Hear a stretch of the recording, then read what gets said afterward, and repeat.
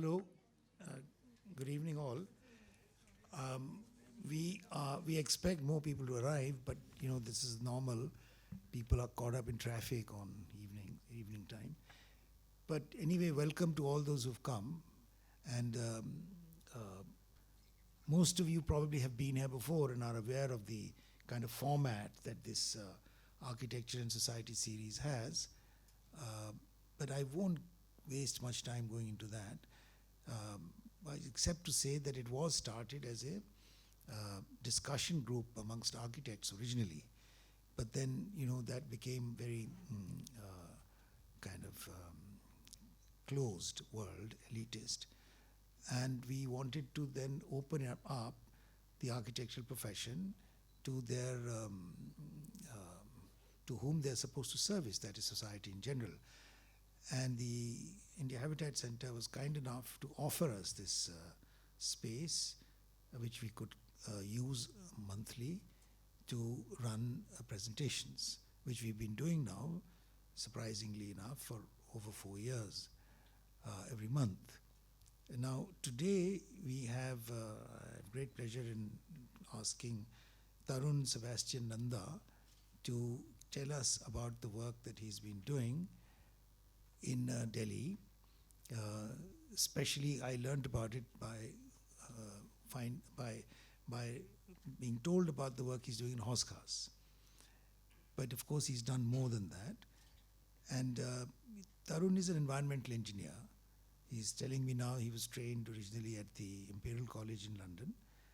And he did work for a while, quite a while, in England. And then came to India. I'm not quite sure why, but he'll tell you that himself if he wants to. And has been conducting this extraordinary kind of, I would only call it a crusade, to try and do public work through private means, which is absolutely the opposite, generally speaking.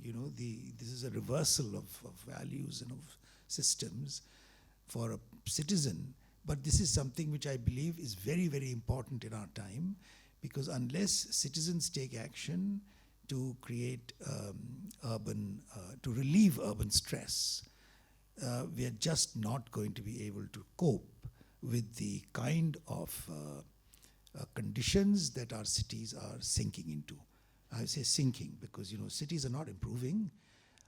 I've been living in Delhi since 1952, and that's over half a century, and it has got progressively worse. I mean, 50 years ago, New Delhi and Old Delhi were much better places to live in. And they weren't, you can't say that they were ideal, but they were much better places to live in. And in these 50 years, they're getting from bad to worse. It's getting really alarming, the pace at which the degradation of our urban systems is happening. Now, I can see that there are a lot of young faces amongst us, hopefully architecture students. So we hope that they will take some lesson from this extraordinary thing, which I think Tarun is doing, of, as a private citizen, taking initiative to do public work to benefit the community. So without further ado, I should ask Tarun to tell us his story. Thank you.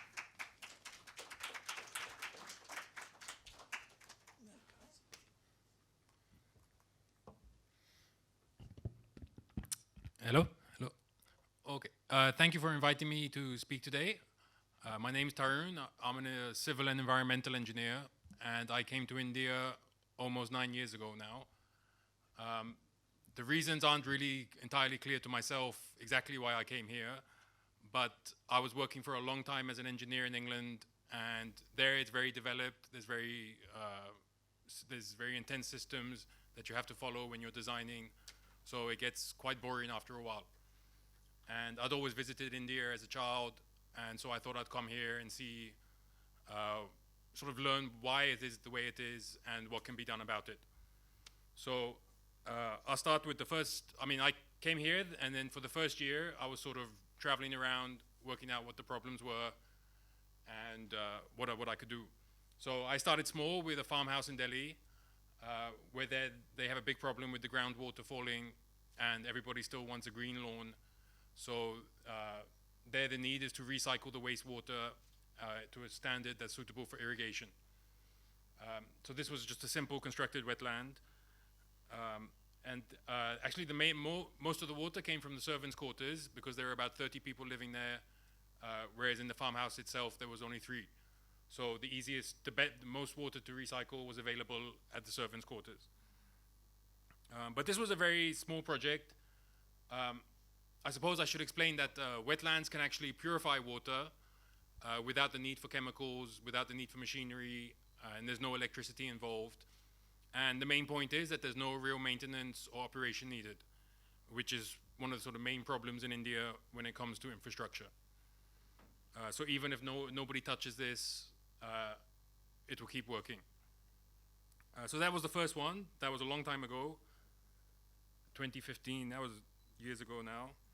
And then after this one, I used this experience to do a slum project.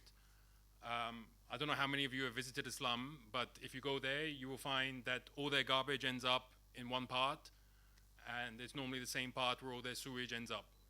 So on the top left, you can see what it looked like before. That sort of mat of garbage on the right side is actually the water body. But there's about 10 years worth of garbage has accumulated there. And so this actually, I met a local NGO, and they were looking to do something about it. But because you're also not allowed to use concrete in these kind of areas, you need a sort of temporary infrastructure. So we've used things like bamboo, compressed earth to make the structure itself on the bank.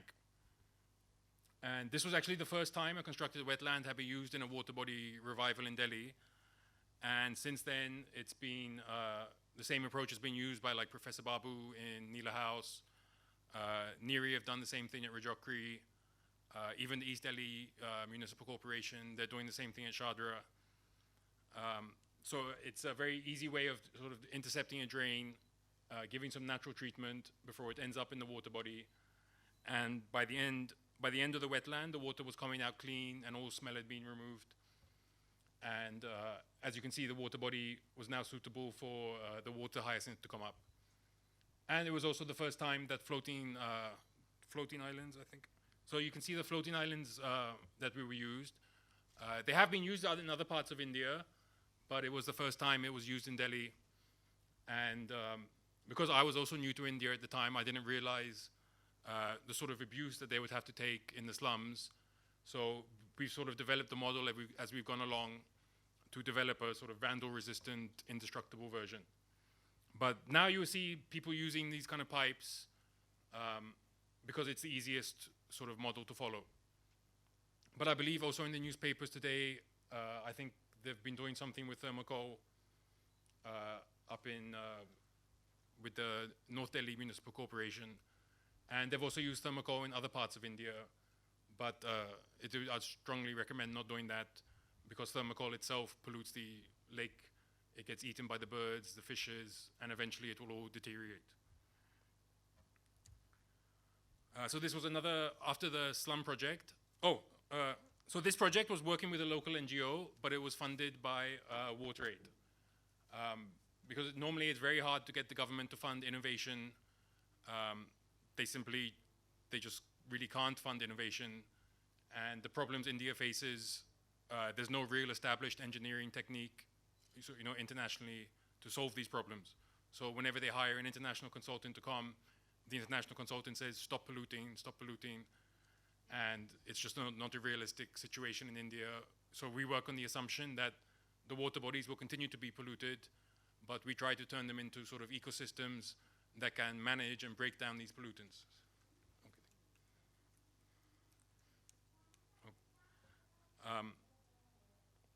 So really what India needs is innovative techniques using sort of existing technology, but what they can't do is just copy what's been done in the West when it comes to wastewater.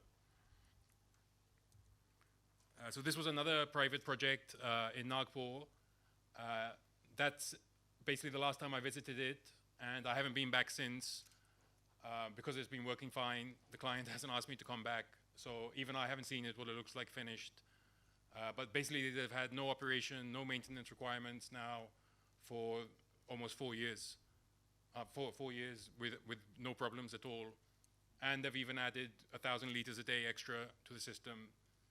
So you can see for private residencies, it has a lot of scope as compared to a machine. It's basically, you build it, you just run the sewage through it, and you don't have to worry about it. So now you come to the second slum project in Delhi. This was also under the DDA and working with a local NGO, and the funding came from USAID. So these kind of slums you'll find all across Delhi. This is actually the backside of Vasant Vihar, where all the embassies are.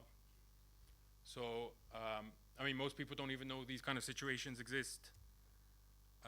This is where you can see the sort of darker patches. This is the wastewater coming from the slum, and it just basically flows over the garbage. The pigs defecate everywhere, the people defecate, and the dogs too. So this was probably the worst site we've worked on up to now.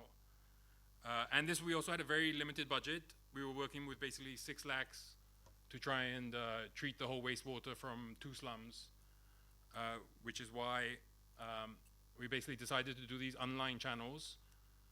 Because even with simple interventions, you can make an improvement to the lives of the people there and also to the condition of the water body. You don't need huge budgets just to make simple channels. So that you can see, we've made these series of bunds because there's a drop in level. And this is all the basically years and years of garbage is what you're digging through.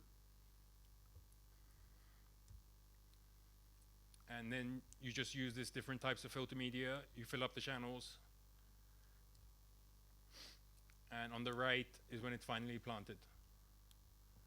So after this, also all the stormwater ended up coming through there. It reduced the flooding in the area. People could easily walk over it. And it also treated, to a certain extent, the wastewater before it entered the water body. And we also, now you can see the difference in the floating islands compared to the earlier ones. This we've done to make it more vandal resistant. People throw stones at them. People try to steal them. So these are basically indestructible. And this is really the model that people should be following now, or the ones we've used in House Cows. And the floating wetlands work the same way as constructed wetlands do. They're essentially a floating mat that sits on the surface. The plants grow inside there. It's like hydroponics. The roots go down, they dangle in the water, filter out all the suspended particles, and the plants themselves take up the nutrients that are in the pond and use it for their growth. And they eliminate the nitrates, phosphates, which the algae, you can sort of see how green the water is. That takes away the food from the algae there. And so this, you can see, this is the installation. This is after 1 month of them floating. I think even then, it was slightly over 100 square meters, but even at that time, it was one of the largest in India. Now, people have sort of been inspired by the work we've done, and they've also used it in other parts of the country. And now they've sort of made bigger and bigger ones. But you can see how quick the growth is. That's 1 month, and after 2 months, and then this was after another 3 months. And basically, you don't need to do any intervention. They just grow naturally. They provide habitats for birds. They also help to clean the air pollution. So as it happened, I happened to go to Goa. And while there, I just got a little bored. So I thought I'd start an adopt an island scheme just to help with the nala there. And this was all in the space of 2 weeks or so. But it just goes to show how easy it is to do something, you know, if you just sort of make an effort. And within a week, we'd raised 15,000 rupees just to do some islands. And we had an event which wasn't too popular because most people are there to party. But so 2 guys turned up and we taught them how to make floating islands. And this was sort of the first time we'd opened up the island adoption to the public. And it was a sort of a good experience before we started on House Cows. But it goes to show also you can use pretty much any materials you like. I mean, within reason, you don't want to cause more damage to the water body. But bamboo will last for about 2 to 4 years submerged. And we use these plastic bottles that we just gathered for the flotation. And so at least 2 people learned how to do them there. But I mean, it was a good experience. So okay, now we come to house cows. So how we got permission to do house cows is a whole story in itself. But essentially, I was giving a speech presenting the slum projects we're done, being a bit critical of the DDA, and the DDA happened to be at the talk. So we met, started talking about what we could do. And House Cows Lake, I've always sort of wanted to try and clean up. So we came up with a plan where the DDA would give us permission to sort of try and do something a bit innovative, but we had to raise the funding ourselves. So this is what the lake looks like at its worst. It's a 10-acre lake, and it's fed by a sewage treatment plant in Vasant, Kunj. It passes through Nila House, and a lot of stray lines have been added. So what comes into the lake is a mix of sort of raw and partially treated sewage. And then obviously you get algae growth. That's also compounded by the overhanging trees you can see. So all these leaves fall in, whenever the seasons change. You also have people around the lake who bring their plastic bags full of garbage, food waste. They throw it inside the lake. There's about 20 people a day at least to come and do that. People come with whole loaves of bread to feed the birds and basically just throw it in and then dump their plastic too. So these all kind of, we've had to address all these factors to try and get the lake back cleaner. But this, just so people know what we were starting with, this is the worst condition. This is another corner, and you can see the sort of floating algae scum. And so this is that corner we managed to change to this. It's still green, but now there's no smell. It took about 6 months after we completed the Inlet wetland, which I'll show you, for this change to come across the whole lake.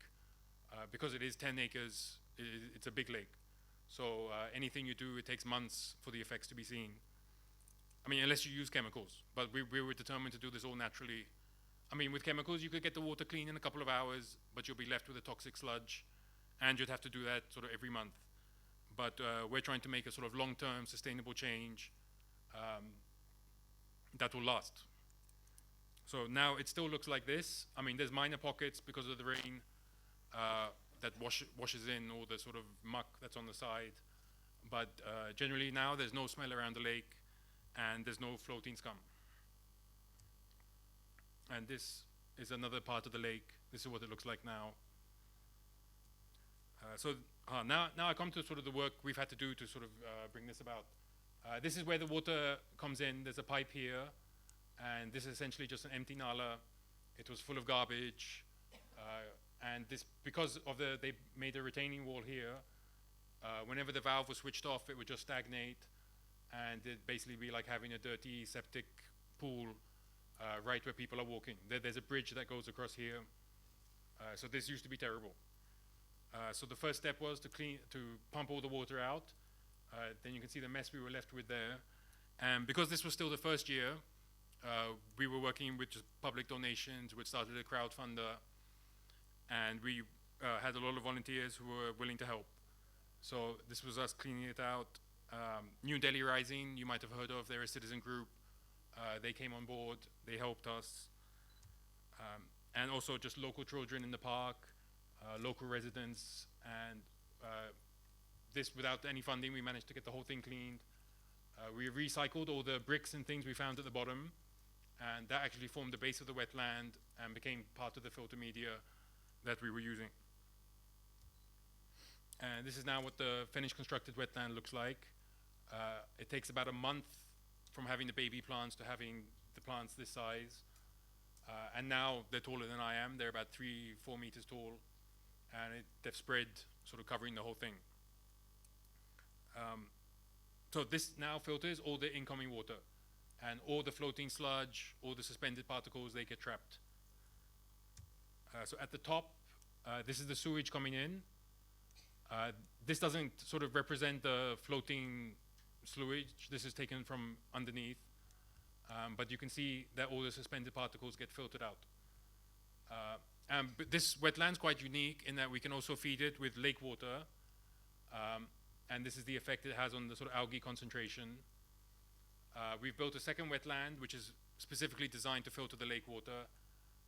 And also because we're just using existing channels, we haven't really designed for a capacity. We've designed to maximize the efficiency within the existing channel itself. And that's mainly because we didn't have the budget to make any new channels. So we've had to do what we can in the existing space. But because of that, it's worked out very cost efficient to do the whole project. This is a close-up. This you can sort of see the amount of sludge that gets trapped. So we periodically switch the valve on and off, and that raises and lowers the water level. We've got a sort of little meandering stream. This helps to trap all the floating sediments. And because we just let the water drop, the sludge dries out, gets broken down, gets exposed to the UV rays. So in effect, it's also a fecal sludge drying bed. And in this way, you're sort of providing primary, secondary, tertiary treatment all in one, compact situation. And there's no smell. And we might start adding earthworms, things like that to help break down the sludge. But as of now, the amount of sludge hasn't been a problem. And if it is, you just routinely, remove it by hand. But you can just see the amount of sludge that would normally be going into the lake. It all gets trapped here. So this was the second location. There was an existing stormwater channel. It's about 77 meters long. So we thought it would also make a great location to make another wetland. So this is what it looks like now. This is basically just after planting. And this, what we're using it for, is to pump the water from the lake to the beginning. It gets filtered through. We can remove 100% of the algae, and then it gets returned to the lake. And this is sort of a big step forward for water body management in India, because just by filtering the inlet water, you're never going to get a completely clean water body. And now they've revised the standards.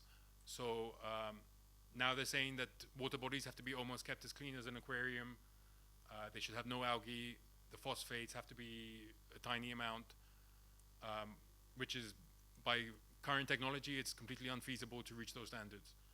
But so what's required is now everyone's going to have to set up filtration plants for lakes and ponds, and it's going to require a lot of funding from the government to meet these standards in any way. Oh, so now these are the examples of the floating wetlands that we made there. This is a different design altogether because we had no funding for the first year. In the second year, we got funding from a corporate sponsor, Pernod, Ricard, and that's what allowed us to complete the construction with the first two wetlands. But all of these have been adopted by people, members of the public. They come, they pay for the materials, they make it themselves, and they launch it into the lake. And they can put their name, I think you can see their name tag is there. And because it's a concrete tank, which is pretty much how people seem to have designed a lot of these water bodies, there's no natural way for places for birds to nest. There's no way for them to even get out of the sides. As soon as we put the islands, the birds come. It's a bit of a nuisance because they eat the plants, but they use it for nesting sites. We always find eggs in them. So it just goes to show that even the wildlife sort of need these sort of wetland ecosystems to survive. And it'd be far better to redesign the whole water body to include those on the sides rather than using concrete everywhere. And this is now the latest model we're using for the wetlands.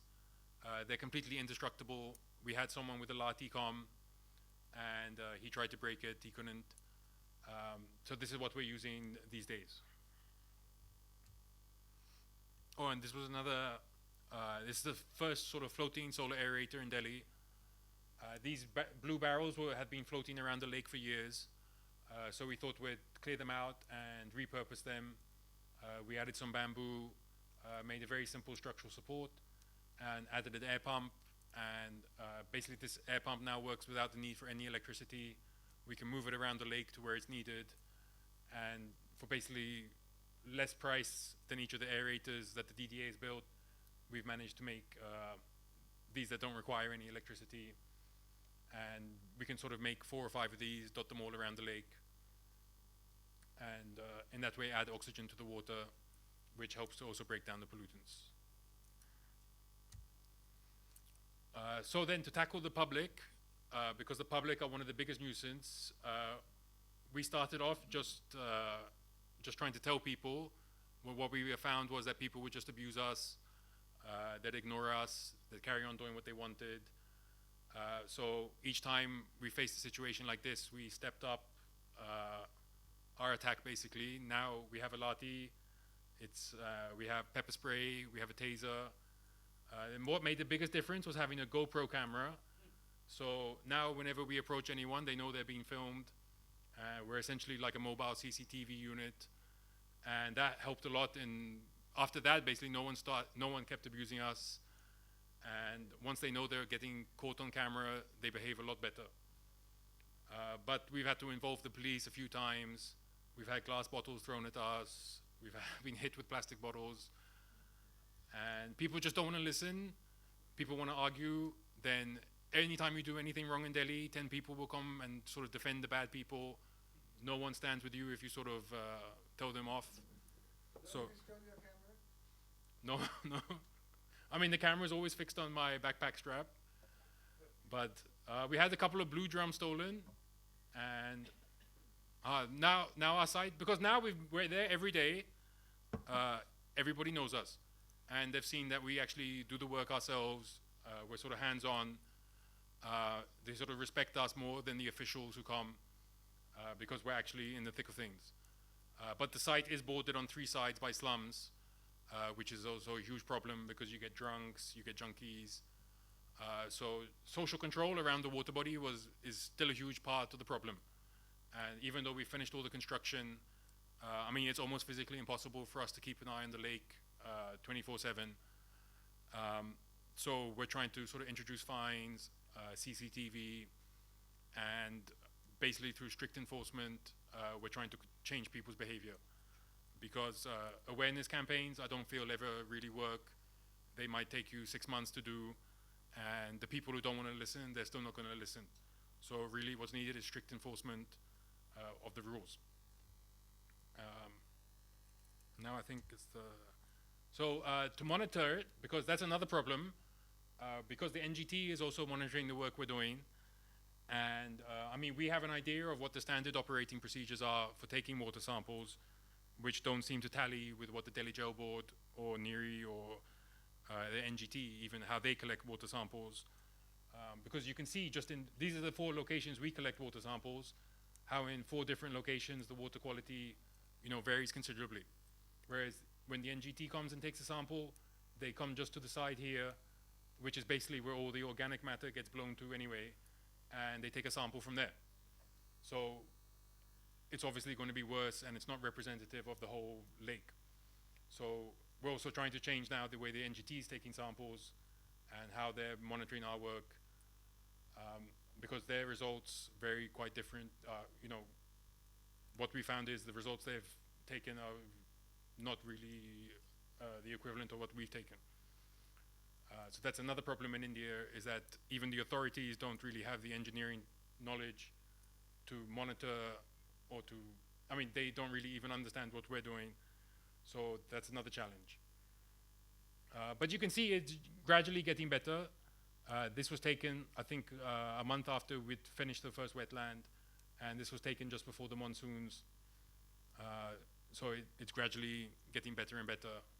But now we're going to start operation of the second wetland, which is essentially the lake filter, which should greatly improve the quality of the water in the whole lake.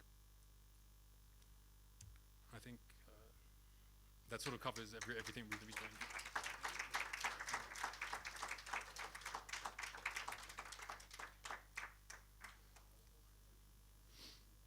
And I should just say that's Debiani sitting there. She's a full-time partner since Evolve, since we started working on Housecouse Lake. So she's also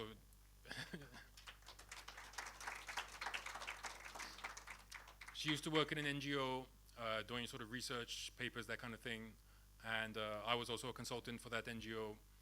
And I think the prospect of doing some practical on-the-ground work is what sort of made Debiani quit her job for that NGO and join us, just because the work we're doing is much more, I mean, we don't like to talk about the problem so much. We just believe, I mean, the technology is not a problem. the technology already exists to sort of solve all these problems, but it just needs to be implemented properly and sort of supported and funded by the government a bit more. Yeah, there's really no reason for this kind of mess to exist in the city.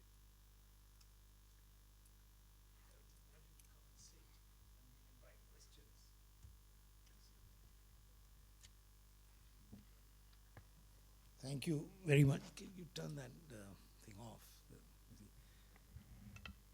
Thank you for making it concise. Like a good engineer, you rationalized your situation very well and presented it very cogently. I can see that there's a long story behind all this, and but I'll reserve my questions or my comments till the end or till some time, and request that people in the audience may. Please, there is a mic which you should use so that it gets recorded. And please introduce yourself before you start. Is there a mic which we can? Yeah, there's a switch on the mic which puts it on. So just bring a mic, it's all right, they work.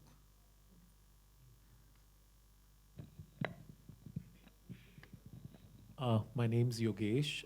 Tarun, amazing initiative. We've been coming for the architecture series, and I think the fact that there's been such a sustained initiative and the transformation that you've been able to bring. Two questions. One, considering that you've been trying different floating islands and you've done work with the channels, how do you gauge what kind of plants may be actually doing a better job, or in terms of the fact that this has been tried in multiple places? The more the number of channels and the greater the water gets to travel from the inlet to this would make a difference in the way it gets cleaned. So one is that if you could share some of the things that you've learned over the last couple of years with the composition of what it could be which would make the water cleaner, the wastewater, some insights on that. And secondly, whenever Mr. Ganju's presented people who've come and worked, be it with Slum-Dwellers or done initiatives like this, at some stage where they make such dramatic impact, because there's a huge community of morning walkers who come there. It's a very upmarket neighborhood also, which is there. They've got resident welfare associations. They've got a cooperator there. So in most of those cases, once it shows a difference and you become a case study of success, of transformation, then these people come in to take it to the next level. So if you could share some insights, so where has it gone? Because now there is a dramatic, the odor's gone. So you've really made a difference. What has been the ecosystem that has come to support you to now take you to the next level? So the first question, I mean, there's many factors that affect, how efficient it is at treating water. Retention time is one, with size and type of filter media. Plants we generally use are sort of native wetland plants. Even when I did the project in Nagpur, Jaipur, then we tried to source the plants locally from the water bodies there. If you're dealing with industrial pollution, then there's specific plants you can use for specific chemicals. And yeah, I mean, there's sort of too many factors, but yeah, the longer it can stay in the wetland. I mean, in theory, you can make drinking water from sewage with a big enough wetland. Yeah, I mean, there's too many factors to go into, but yeah, retention time, the length of the channel, the size of the wetland, the depth, which media, size of media, plants. I mean, as long as you're using plants that grow big enough, some people just use the canna, which is very small. It's not going to take up as much of the nutrients. Whereas the true wetland plants, they grow 5-6 meters tall. So all that biomass comes from nutrients in the wastewater. So obviously they're removing more. Then obviously how you manage, operate it. You can cut the plants to increase the growth. So I mean, there's many factors that play there. And you're doing all of that at Hoska?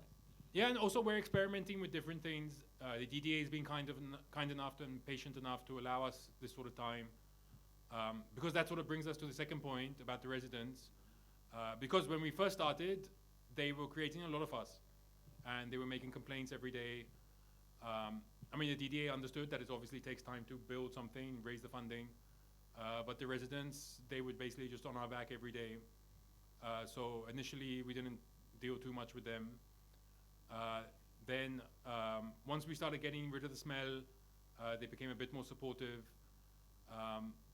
And now they will even help us tell people not to throw their garbage in and things like that. Right now, because we're sort of, our MOU expired and we're sort of in the middle of renewing it now, we haven't done anything for the past 2 months because we're not allowed to work. So that should get finalized, and then we can start talking to the RWAs, getting them to adopt more islands. Because now the majority of the construction work's finished, we can start looking at ways to get it even cleaner. And with that, the more islands we have, the cleaner it gets. We've also used we've approached schools. We had Pathway School came down, they brought 600 children. So now we want to get more schools involved. But we're basically a team of 2, so I mean, there's a lot on our plate, and it's something we're planning to do once the MOU is signed. So the question I asked was, isn't there like somebody who's become a champion for you? Because the water is still green. I go there regularly. It's dramatically improved from where it was. So you should by now have a bunch of champions now, because you've left it in between, the MOUs expired. So the good work has come to some kind of a halt. So isn't there like a large bunch of people who are trying to help you overcome and get an MOU, get more funding? What's happening there? See, I mean, a lot of the people we've told off already for making the lake dirty. So they also don't want to help us so much because they've had to, I mean, it's not like we just tell people nicely now. I mean, now we've reached a point where we're very strict and we chase them away, we scare them off. And so, I mean, that has created some tension with the community.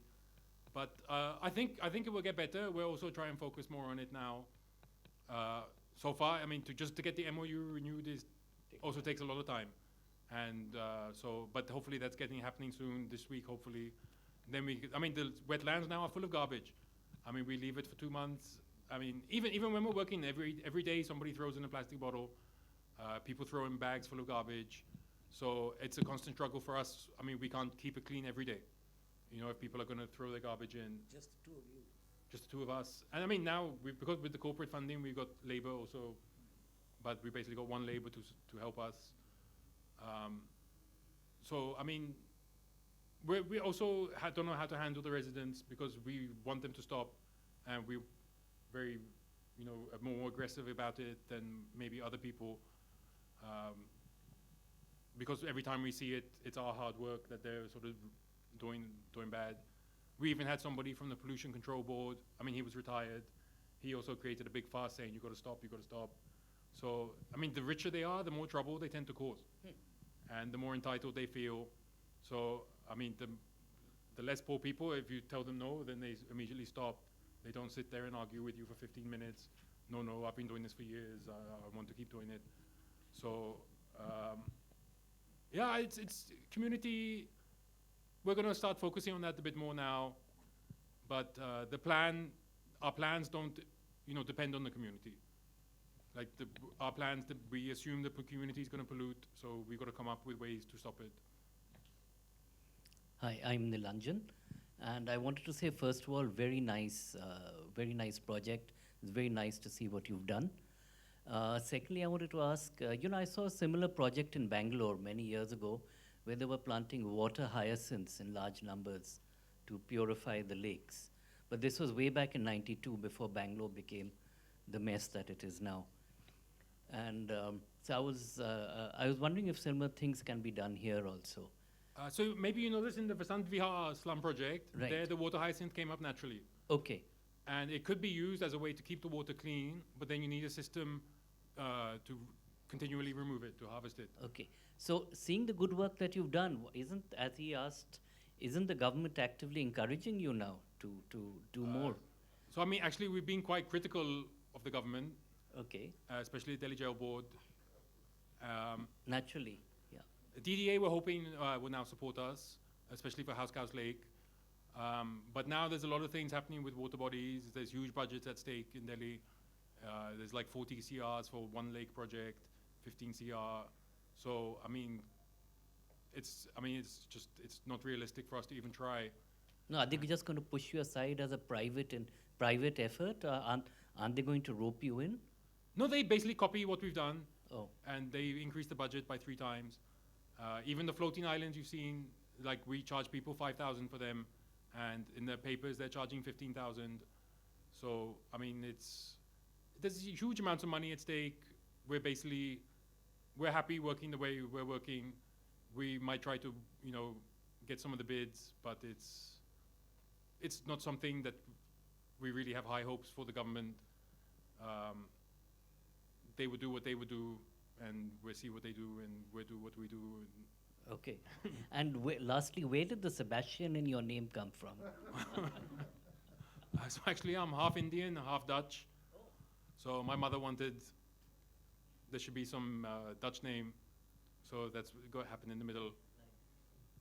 But Tarun, even there's a Dutch equivalent, Jarun. So it's it's a sort of multicultural name. But I was born. Okay. You want to ask one? No, I like the way that you are happily pessimistic. It's nice to be ironical. I just came very late, so it's an ignorance question now. I think you obviously talked about 2 lakes at least. So what's making? I mean, can you just repeat what is making the lake dirty? Horse cars used to get a lot of nalas.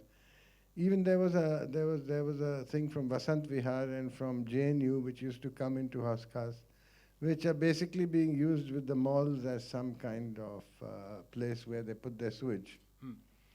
And so have you actually been able to stop that somehow or the other, or not? That's one question. The other question is, where do you see this going? Because the water is not going to be ever drinking quality, that's for sure. Because in a place like that, it's never going to happen. So what would be your goal? I mean, is it like you're trying to say that these water bodies need some natural sewage treatment plants? Is that the idea that you're putting out? I have a friend also who does a lot of water bodies called devising in many places, but he's more concerned about different things, about recharging and creating water bodies by using good drainage which doesn't mix with sewage. So I don't know, just in the context of these things, can you tell us something about why and how you perceive this going forward? So I mean, the lake was already existing, and the water was coming. I think most of it comes from a sewage treatment plant in Vasant Kunj, passes through Nila House, Sanjay Van, then comes in. But as is the way in India, many people tap into that, and lots of extra sewage comes in. So now it's a mix of sort of raw sewage and STP, partially treated sewage. So even the STP water contains chemicals that they've used to try and clean the water. That we've seen precipitate out in our wetlands. Then we have the problem of the raw sewage, which is basically all the sludge. But I mean, our first goal was to get rid of the smell, so that at least it was a pleasant place to be around. Now we're trying to get rid of as much of especially the coliform, that's the bacteria that comes in the sewage. That's the main concern. And also reducing the amount of algae. It's to sort of maximize what we can do with the budget. And Try putting fish, carp, pigeons. So the fish is another problem. There's So there's an existing African catfish, which wasn't part of the initial scheme, but somebody has introduced to try and breed them, and they do fishing and try and take the fish. So they eat everything from the little fish right up to the ducks. We've seen them eating. So, I mean, we want to remove all of them completely. But the existing catfish, they're not native. But there are other fish which actually use up sewage and organic matter. Yeah, there are, but we can't introduce them because they all get eaten by these catfish. So we got to first get rid of the catfish, then we can start doing that. But now there's so much algae that, I mean, we can't even introduce the subsurface plants. So that's actually our next step will be to start putting plants under the water. And that has the scope of actually then making the water very clean. So we're going to combine the aeration, move that all into one area, then we'll start introducing the subsurface plants. But it's a very sort of slow, long progress, and it will take some time. But now we're renewing for another 2 years, But the main thing is to try lots of different things, be a sort of showcase. The main biggest thing about this is to have a lake filtration plant where you actually pump water from the lake and circulate it back in. Because if you make that big enough, you could, in theory, make the whole lake drinking water, but you'd need a wetland as big as the lake itself. So we've got to see how much treatment we can do with the wetland we've made. We're limited to what the existing channels were. But the best is to design a water body from scratch, which we've done now in Jaipur, and to include the treatment along the banks, make it all natural, have proper profiling, which is really sort of lacking in these older water bodies. There's no real planning, they just sort of put concrete, all the sides on the bottom. Have you gone and seen the biggest water body which Delhi had, which used to also be a place where all the floods used to go, which is Najafgarh? I've seen the drain there, I've seen the floodplain. Not a drain, but it was a huge water body earlier. The water body, I don't even know where that used to be. But we've seen the floodplains there. You better take the mic, Vikram, if you're going No, to. my questions are over. Over, I see. Then, Hi, I'm Manish Gaur from Arvind Design Workshop and IVS School of Design. So I just missed the initial, start of the entire presentation. First of all, I would like to say, you're doing a commendable job. And as I missed the first half, maybe there is something for us to learn as an institute, how we can contribute, because this is a community work. This is not something which can be done by one or two people or an organization, but how, as an institute and an IVS School of Design, we can be, where we have around 800 students, how we can help, we want to be associated. That's what my thing is. So that's one of the whole reasons we started the Adopt an Island scheme, because we teach people how to make the islands from common household, DIY shop that you can buy in the hardware market. So that's where teaching people how to make these islands so they can then go back and make it in their water bodies. Because that's actually a single step that most people can do. And, as long as you have enough people each making an island, you could actually bring about drastic changes in a water body. If you have 100, 500 people each making an island, then that could be enough, just to get rid of the smell, make it at least a pleasant place to be around. The constructed wetlands are a little harder to make. You've got to know, you've got to do hydraulic calculations. It's a lot of modeling. It's in the floating wetlands are the best sort of citizen engagement type thing. When we had the volunteers to help cleaning, that was also a great help. But once it got to the heavy construction, lifting the stones, washing all the stones, and that too we were doing in June, so the temperatures were over 40 degrees, then it gets very hard to find volunteers who can work under those sort of conditions. But I think the floating islands are sort of the best citizen engagement part of the project, and it's sort of still ongoing, because we even had little school children. They were like 12 years old. Then some of the kids even went home, made some in their swimming pools, and they were very enthusiastic. They made all the signs, save the planet, and they stuck that on the islands. So even the little children tend to be more enthusiastic than the adults, and I think it's a positive sort of thing if the school children get involved, even students.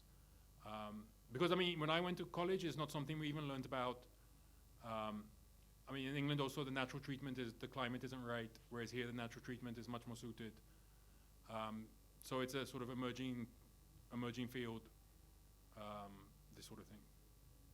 Thank you. there is somebody at the back. Can you please take the mic? Who's been waiting rather patiently.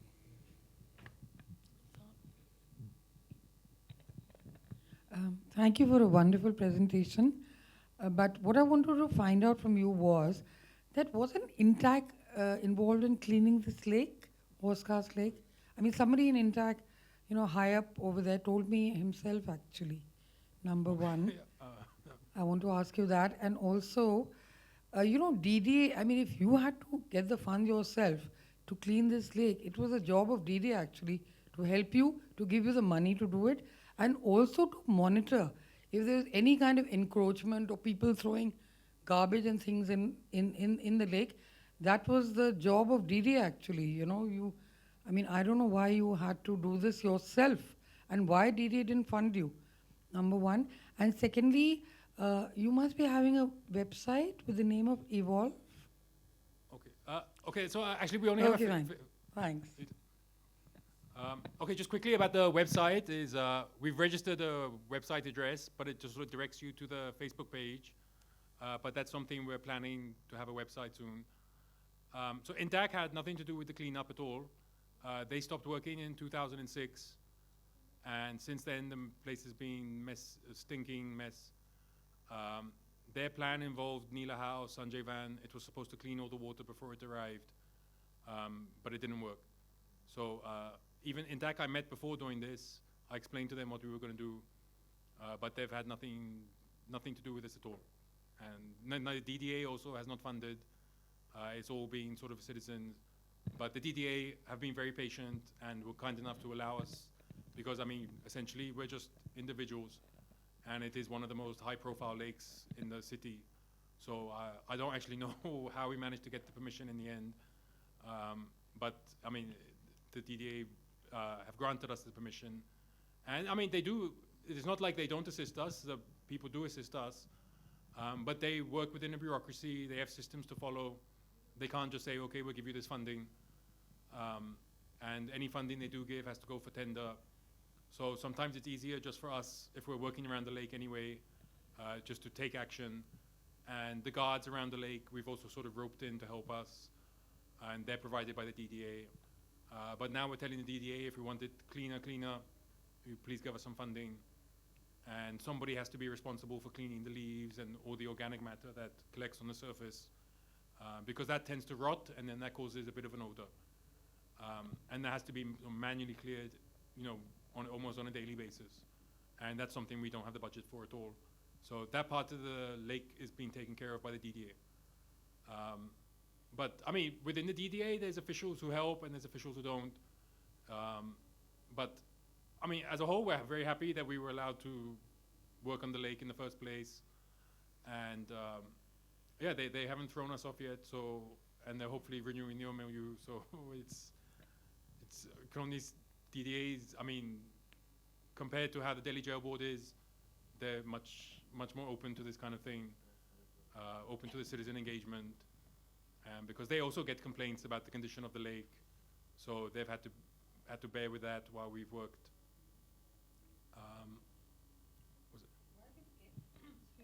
Why did Intac stop their operation in 2006? So Do you have any idea? Intac will only work if they have funding. Oh, And they will, as soon as the funding stops, and I think because their initial plan had also failed. So who's going to give funding to somebody whose first plan failed? Oh.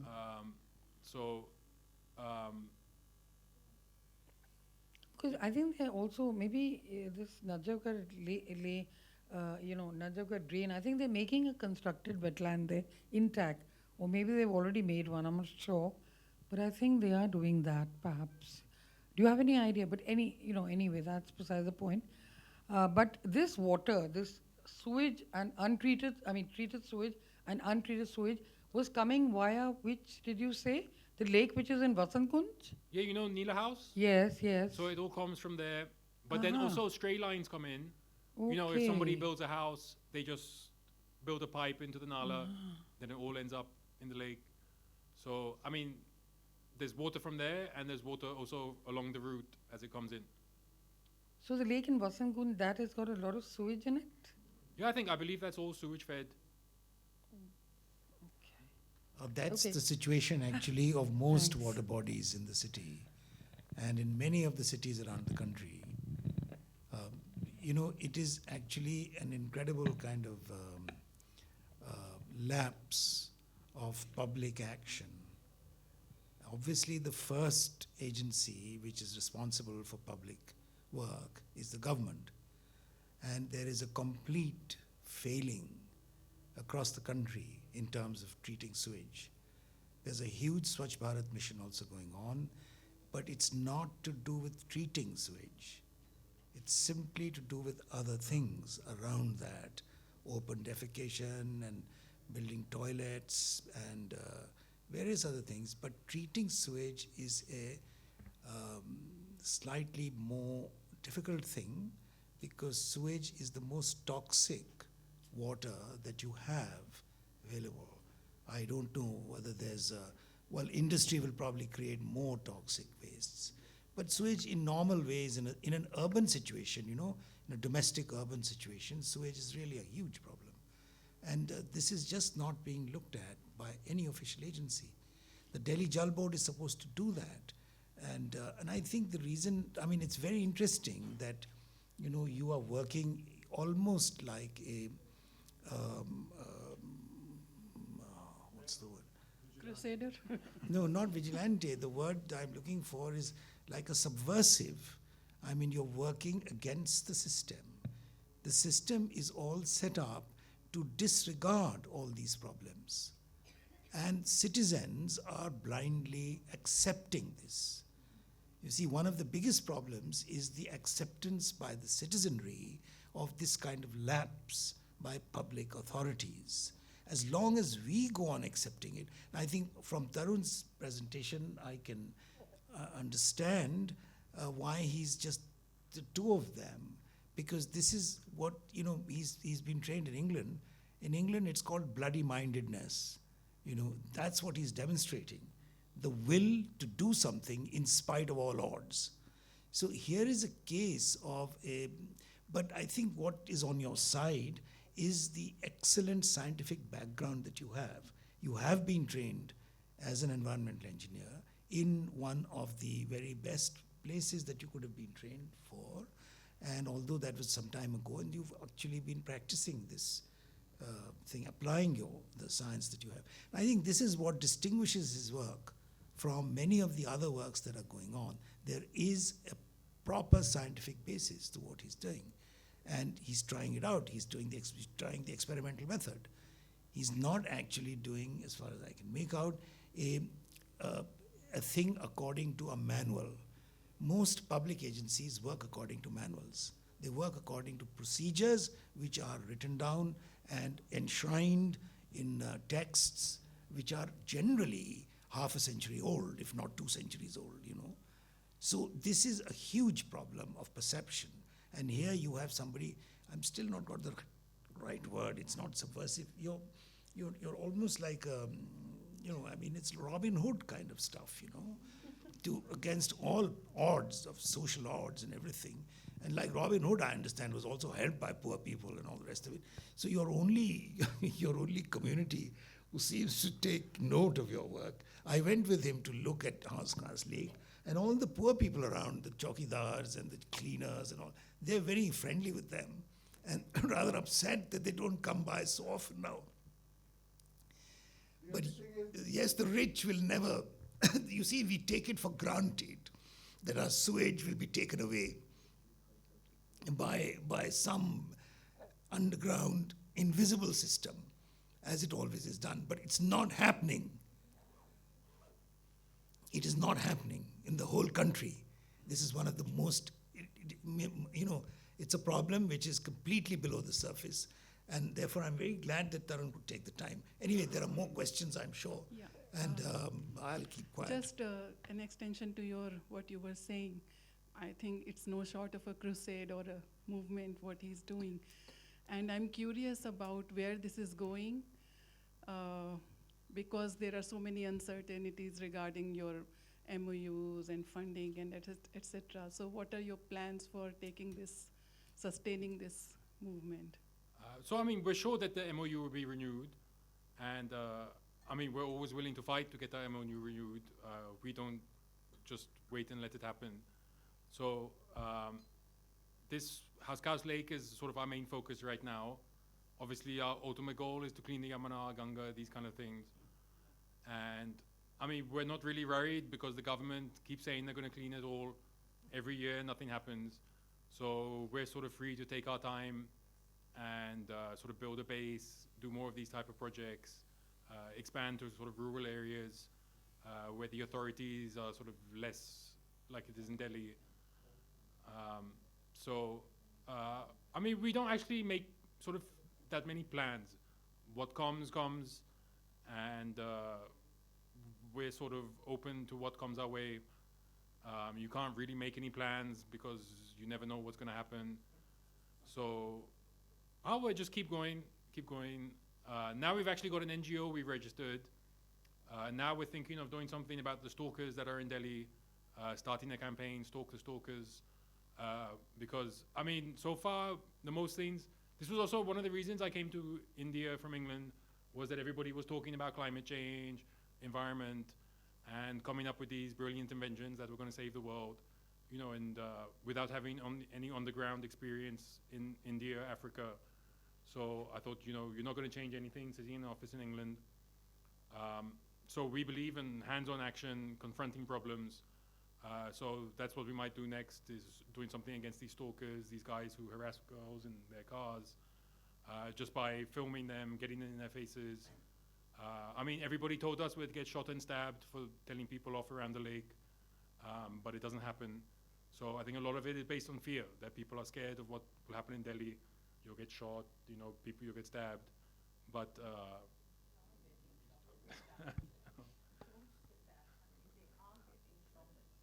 so this is my auntie, so she's naturally worried that I'll get shot or stabbed. And people are getting shot and stabbed across the city, but I mean, we're very careful. I mean, there's two of us, there's the guards around. We have weapons ourselves now, so.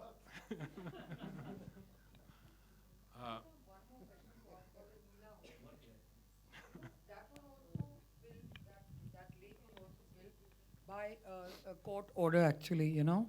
So I'm very, very surprised that it's full of sewage, actually. No, but it Because I gets said- treated, before it enters that lake, it gets treated. Okay, so there's only treated sewage water going into that. And that is now then coming to Horsecast Lake. Exactly. But then lots of other things get added along the way. Okay. Okay. Good evening. I am Hridya. I am a student of landscape architecture from SVA Delhi. And so I have a small technical question. In the beginning, you said about Vasant Vihar and Vasant Kunj slums, and then it was filled with garbage, though it was supposed to be a lake. So how did you deal with the garbage first before creating any constructed wetland?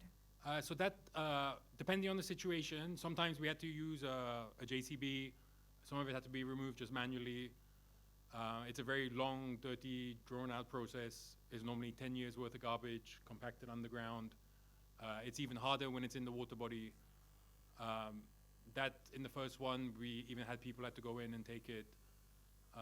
So I mean, it's just a question of digging through it. You build these big piles, then the MCD trucks come and take it.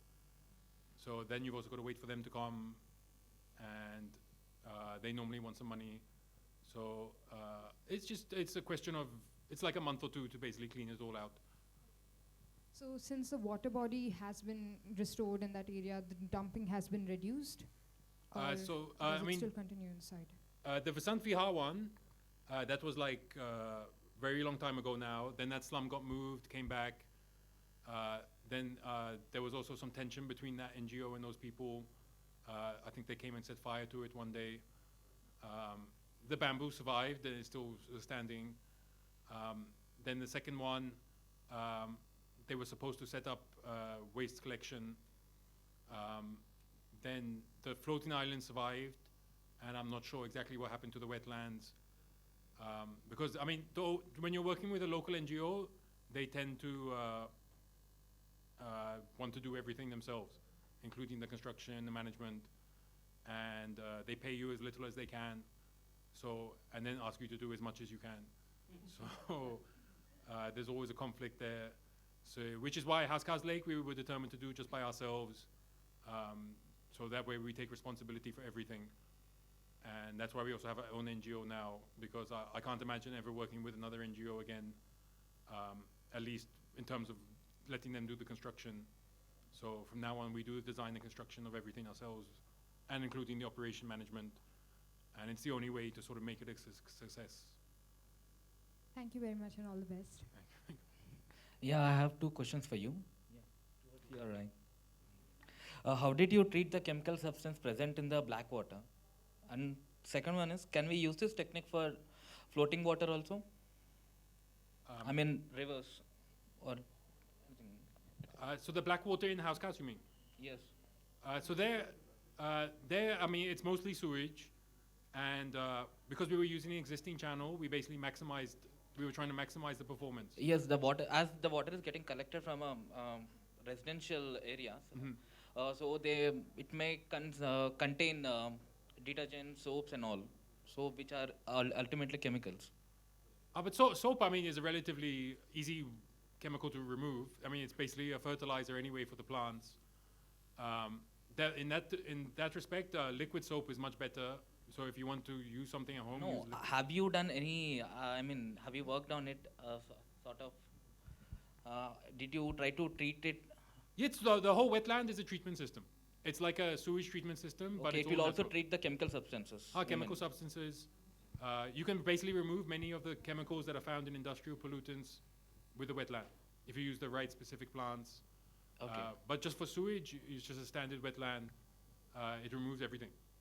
You can produce drinking water from it. Thank you. You have these nalas which are, all across the city where earlier the drain water used to go and sewage used to go as well.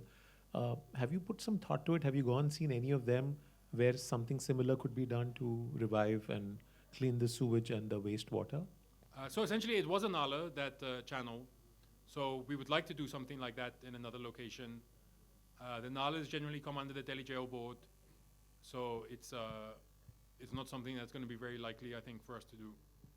But And has DDA come back to you saying that can we replicate this in some other place? Has that dialogue started? so I mean, Professor Babu is generally their go-to guy for this when they want to fund something.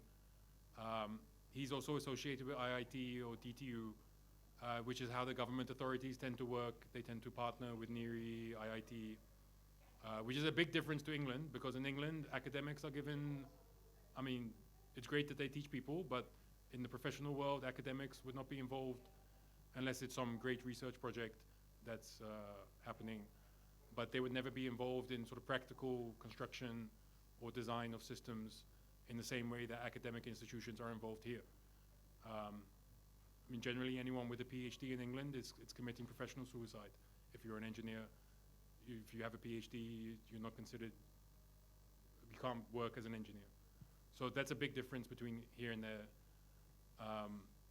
But I mean, we're trying with the DDA and we'll see what happens. And what about NGT? How's your engagement been with them?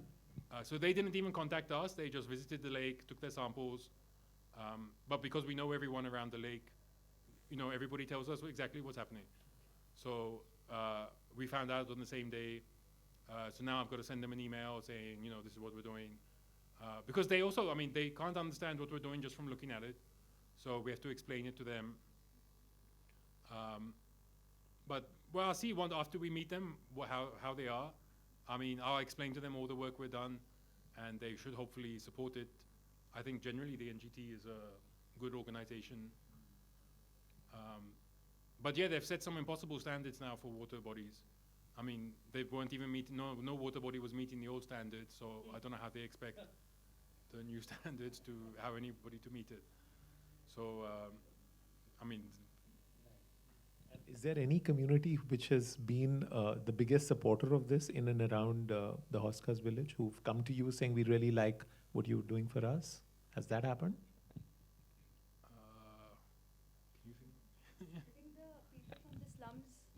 I think the people from the slums have been our biggest support. Like even now when we don't go there, they take care of the wetlands. They think it's their own because we tell them that it's for them, but we are cleaning it.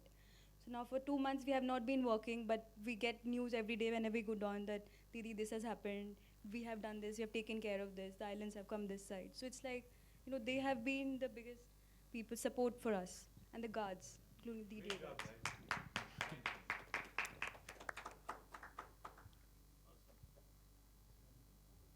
Hello. Hi, Tarun, this is Amit. I am a landscape architect. 2 questions from your presentation. When you mentioned the floating gardens are now being made indestructible. So what made it that? Like what material you use, except from the soft part, like the planting? And second thing I'll add, in particular to Hoskas Lake, it actually dried up. some time back. There are newspaper clippings even. It's entirely dried up. So it's not how you're focusing only the sewage treated water, or there is a stormwater runoff comes also. That channel actually exists, intercepted at some point of time because of urban scenarios. So do you take any GIS-based study to understand the catchment for natural flow, or some survey, or you do only focus on the water treatment? Okay, the first question, how we make it indestructible. So now we've switched to HDPE or LDPE plastic, and it's actually like a proper frame. It's not those pipes like that. That's just the outside frame. It's a proper full structure, but it's still a upcycled material. So now it's totally indestructible. Secondly, so there is rainwater that comes, but we don't really need to know how much water comes, because it doesn't affect, the rainwater only helps us to clean the water. It's better to have some rainwater than instead of some sewage. But we don't really need to model it, because we're not making the water body from scratch. We just know that the lake will rise by however many feet during the monsoons, and we just plan for that. But yes, if you were planning the water body from beginning, you would have to take into account the catchment. But if you were just relying on the rain, then in the summers it would be totally dry. So there's all this sewage flowing under the streets. Why not reuse it? And it does contribute to the groundwater recharge. We want to increase the rate at which we treat the water, actually, and build some recharge structures so we can actually increase the groundwater recharge. So I guess that's the next step forward from just using water bodies, is also having groundwater recharge structures next to the water body, so you can take as much sewage as possible. Because there's a huge nala that goes. We're not even using a percentage of it. So the scope for reusing wastewater is much larger, and there's no reason that Delhi should run out of groundwater when so many millions of liters every day are going into the river. All of that can be intercepted and treated.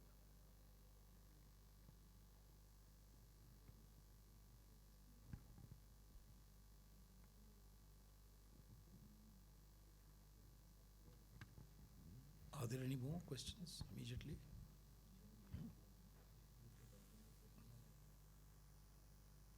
But I have a question, which is actually a question. You see, you explained a certain set of activities which you've done in order to do all this work. Although you come from a background which is very literate, you've been trained as an engineer,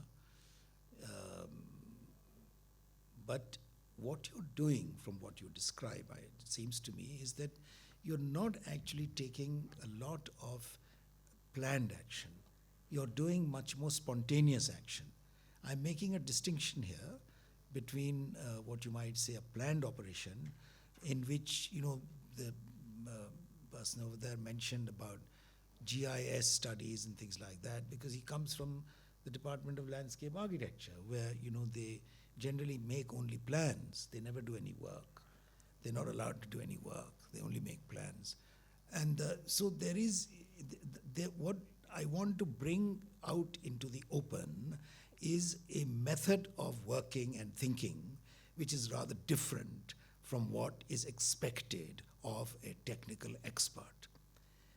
You have the capacity to think in the abstract, obviously. You have the capacity to calculate every bit of the operation.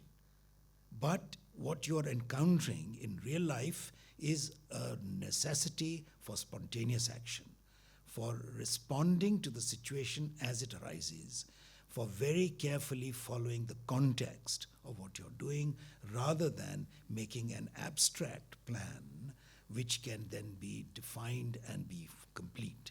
How and why does this change come about? Because you're trained differently. You're acting very differently. Can you just say a little thing about that, something about that?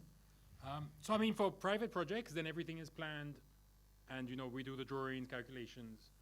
But then the difference with the public projects, the main difference is the budget, I think. If we had the budget to begin with, we would have made a good plan. We would have said, okay, we need this much area of wetland, and this is what the flow would have been, and we want to treat it to this standard. But because we're not working like that, and we're just trying to do as much as we can with the budget, we just have to make it up. I mean, not make it up as we go. I mean, this was always the plan, and it was in the MOU. You know, we'd make a wetland here, do the floating islands here. But there was no sort of fixed design.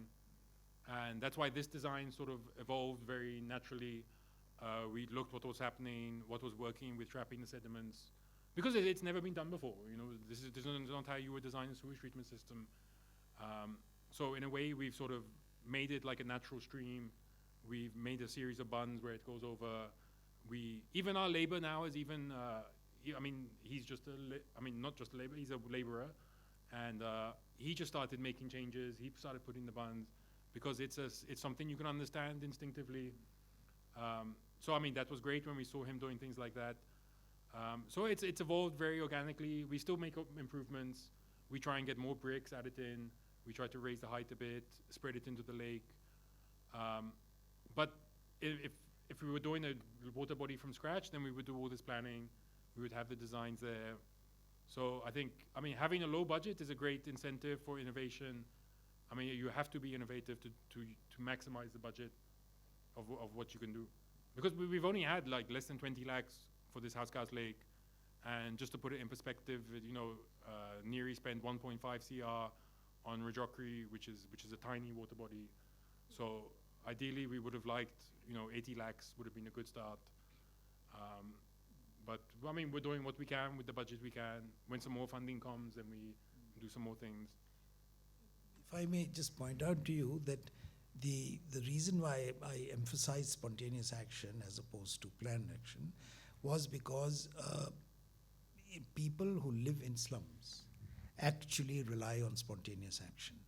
I have been living in a slum for about 20 years, and I've been studying the methods that are employed by people and who have not received the benefits of higher education or of any kind. I mean, even high school education, very rare, but are able to survive. Not only that, my first insight into this was when I'd lived there for about 2 years. I realized that about a city of at least 50,000 people had been built by ordinary people who had no technical expertise and no budget. And they were living there at a very low carbon emission, zero carbon practically, very little carbon was being produced. Now, all these factors combine to give one some kind of insight into the way I think, the largest number of people in this country are actually functioning. So in a way, I don't know quite how you've come upon it, because you come from outside, from a completely alien kind of pattern of thought, I would say, to this. But you seem to have taken on the pattern of thought of the slum dwellers, who I think constitute the greatest creative energy that there is in this country today. And was there any particular reason, or you just learned this from experience, from experiment? Did your mother or father, I just wonder what your own background and your commitment to it? That whole inner commitment is amazing. I think that's a very important factor as to what you bring in as a person. I wish you'd taken the mic. I'm sorry. No, it's not for introduction, but more for the fact that it gets recorded. So, although there is a mic on the video cam, but it's very poor reception and doesn't give us a very good quality. I'm Bindu Prasad. I come from a psychology background, so I really think in terms of your whole inner self is to you're committed to this cause, and where do you get it, and what is it makes you do this, what you are doing it. I think that's what you are saying, that your necessity plus your commitment, emotional commitment. I don't know, that's the way I look at it.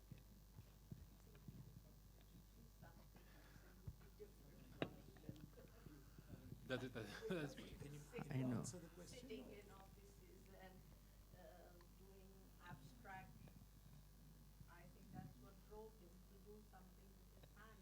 this is a big movement in Europe. Educated, very highly educated people are working, they are making cabinets. They turn to cabinet making.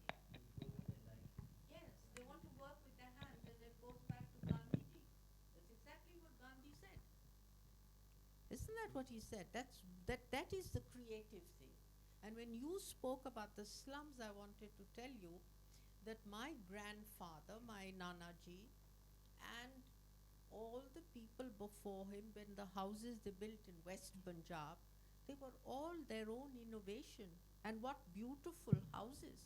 And in Nizamuddin, in his refugee plot, he duplicated that same thing of a vera, a veranda, you know, outdoor kitchen, a place where you put the coal and the, lakdi, because after partition, that's what I have seen. That's how people began. They began their life exactly. So, you know, what you're talking about the slum people is that fortunately, education has not driven all this out of them. It's education which makes you unimaginative. That's what kills everything. Yes. So what Tarun has actually done is, he's, I think, rebelled against that sterile, isn't it? I mean, I was education, he was fed up. Yeah, that's what it is. Yeah, but I feel that. Yeah, but I'm saying the point was that you have to scale up. You know, in a country where there is such a water crisis and it is touching every. I mean, there are wars. Literally, see what's happening in Chennai. You don't have water. So wastewater, your experiment in Hoska's village is a great example of how wastewater can be treated and can be made. At least you can use it in the washrooms. It can be used for gardening. It can be used for so many other purposes. So Tarun, it should be a scale up for you to do something now with the learning of Hoska's to bigger. But what it seems to be, it's still so micro, you know. Obviously, there's tremendous commitment that you've put, both you and her, for what you've been able to do. But you have to take it to the next level. Otherwise, I think this whole case study, then it just gets to be a difference that you made in a very small community. How are you planning to scale up?